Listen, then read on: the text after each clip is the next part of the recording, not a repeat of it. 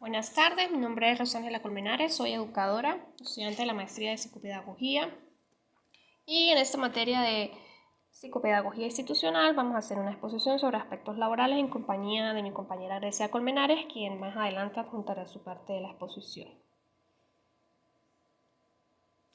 Cuando hablamos de aspectos laborales, nos referimos a esos aspectos que hacen vida dentro de una organización o dentro de cualquier empresa. Entre los más importantes podemos mencionar lo que son las relaciones laborales, el contrato laboral, salario y los tipos de relaciones laborales. Cuando hablamos de relaciones laborales, nos referimos a esos enlaces o conexiones que se fundan en el lugar de trabajo y que vinculan tanto el capital del desarrollo productivo, el trabajador o la persona que contribuye con el capital, que se llama patrón de la organización, y ese capital y ese proceso productivo para poder ofrecer un bien o un servicio. Esos tres elementos son esenciales. Por un lado el trabajo, por otro el salario, el sueldo o capital y finalmente ese proceso productivo.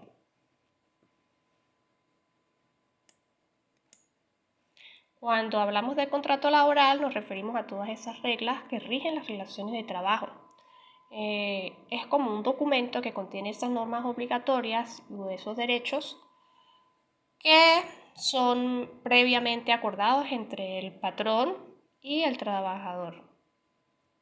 Este contrato laboral siempre tiene que estar al margen de la ley de trabajo de cualquier país y el trabajador está en la responsabilidad de cumplir el contrato según se haya establecido previamente en ese documento. Cuando hablamos de salario nos referimos a ese sueldo o retribución que recibe el trabajador por su esfuerzo físico o su esfuerzo mental, y eso va a favorecer el desarrollo productivo de una organización.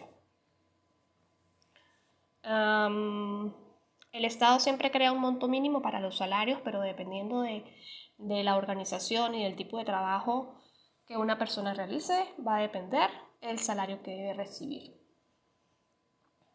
Los tipos de relaciones laborales podemos hablar de dos, las individuales y las colectivas. Cuando hablamos de una relación laboral individual, es aquella que se establece directamente entre el patrón y el empleado. Mientras que cuando hablamos de relaciones laborales colectivas, nos estamos refiriendo a aquellas relaciones entre el patrón y muchos trabajadores, pero entonces esas ya vendrían siendo establecidas por un sindicato.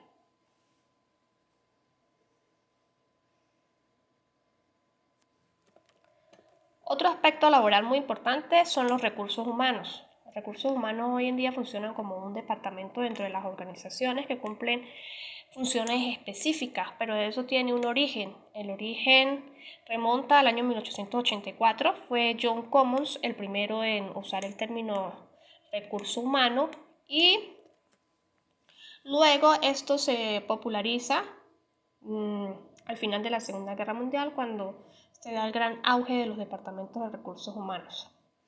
Los recursos humanos se centran en las relaciones técnicas de desarrollo, como comportamiento, psicología e intereses individuales de los empleados.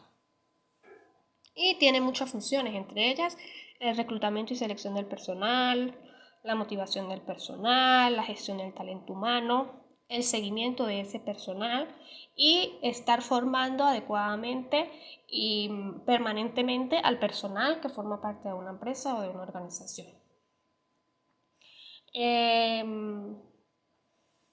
Recursos humanos no son solamente esas las funciones que cumple, ellos también son los encargados de recopilar los datos de los empleados, los aspectos legales, mediación entre los empleados, los despidos y las bajas. Y esto tiene una gran importancia dentro de cualquier empresa o dentro de cualquier organización, porque desde el Departamento de Recursos Humanos se trabaja para mejorar las capacidades y habilidades de los empleados, aumentar el rendimiento del trabajo en equipo, velar porque la cultura de la empresa se cumpla. También ayuda a que se mantenga una buena comunicación interna entre el personal, entre otras cosas.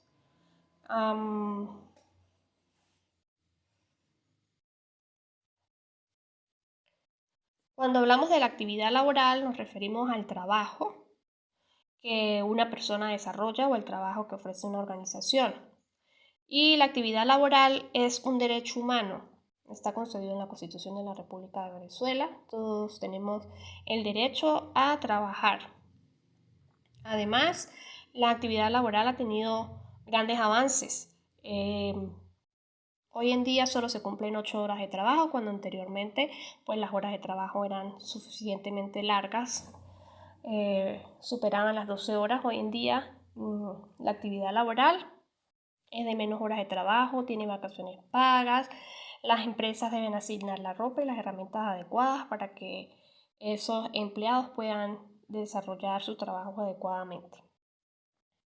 Aquí también tenemos lo que son los perfiles ocupacionales, que son clasificados en 3: los de competencias de base, competencias técnicas y competencias transversales.